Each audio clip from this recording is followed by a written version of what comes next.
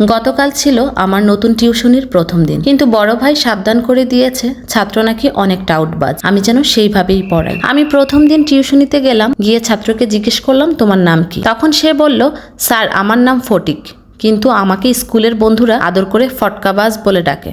ছাত্রের মুখ থেকে একথা শুনে বুঝতে পারছিলাম ছাত্র আমার 1 নম্বরের টাউটবাজ, আমিও কম যাই না। তখন আমি আমার ছাত্রকে বললাম শুনো ফটিক, আমি খুব রাগী একজন মানুষ, অনেক ফটকাবাজ ছেলেদের আমি পিটিয়ে মানুষ করেছি, তাই আমার সাথে কোনো চালাকি করবে না, প্রতিদিনের পড়া প্রতিদিনই শেষ করতে হবে। তখন ছাত্র আমার মুখের দিকে তাকিয়ে কি বলল জানেন, আমি কি আপনাকে স্যার বলে ডাকবো নাকি দুলাভাই বলে ডাকবো? আমি বললাম দুলাভাই বলে ডাকবে মানে ফাজলামি করো, স্যার বলেই ডাকবে।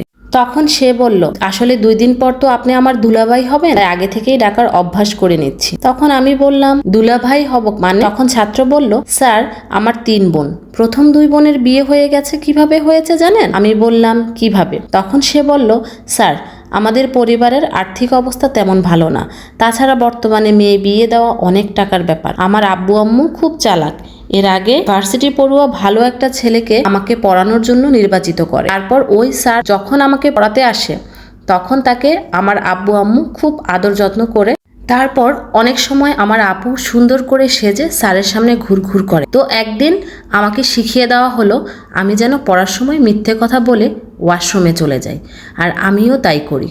তখন আপু স্যারের রুমে এসে দরজা বন্ধ করে দেয়, তার একটু পরেই আম্মু আব্বু দরজা ধাক্কাধাক্কি করতে থাকে। তখন আপু কান্না ভেজা চোখে দরজা খুলে, তারপর আব্বু আম্মু জোর করিয়ে ওই স্যারের সাথে বিয়ে করিয়ে দেয়। তখন স্যারের কিছুই করার থাকে না, কারণ আব্বু আম্মু স্যারকে খুব ভয় দেখায় আর বলে আপুকে বিয়ে না করলে এলাকার লোকজন জানাবে। স্যার তখন ভয়ে কাঁদতে কাঁদতে আপুকে বিয়ে করে। এইভাবে টাকাও খরচ হলো না, আর ভালো ছেলের সাথে বিয়ে দেওয়া হলো। দুজনের বিয়ে এভাবেই হয়েছে, আর 3 নম্বর বোনের বিয়ের জন্য আব্বু আম্মু আপনাকে নির্বাচিত করেছে। ছাত্রের মুখে এইসব কথা শোনার পর আমার অবস্থা খুব খারাপ হয়ে যায়, আমি উঠে দাঁড়ানোর শক্তি পর্যন্ত হারিয়ে ফেলি, হাত পা আমার থরথর করে কাঁপতে থাকে। তখন ছাত্র আমার কানের কাছে ফিসফিস করে বলল স্যার একটু পর আমার আপু আসবে চা দেওয়ার নাম করে আপনাকে দেখতে।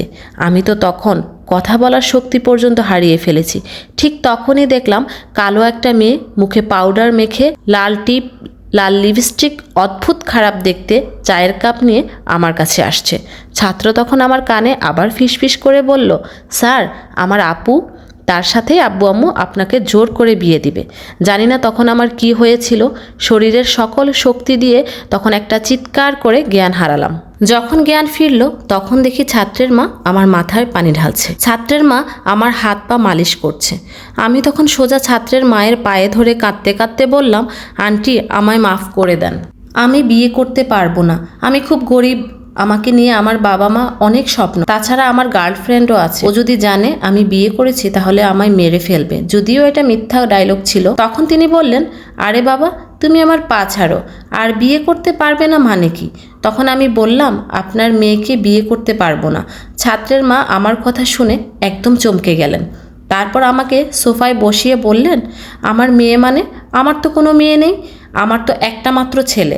তখন আমি বললাম ওই মেয়েটাকে? তিনি বললেন আমাদের বাসার কাজের মেয়ে।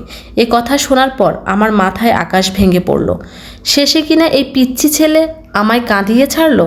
আমি তখন ছাত্রের মাকে বললাম আন্টি ফটিক কোথায়? তখন তিনি বললেন ফটিককে? তখন আমি বললাম কেন, আপনার ছেলে? তখন তিনি বললেন আমার ছেলের নাম তো পিয়াস।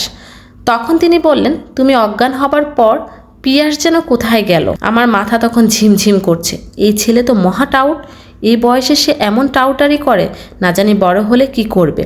তখন আন্টি আমার মাথায় হাত দিয়ে বলল বাবা আজ মনে হয় তোমার শরীরটা ভালো নেই, আজ তুমি বরং বাড়ি ফিরে যাও।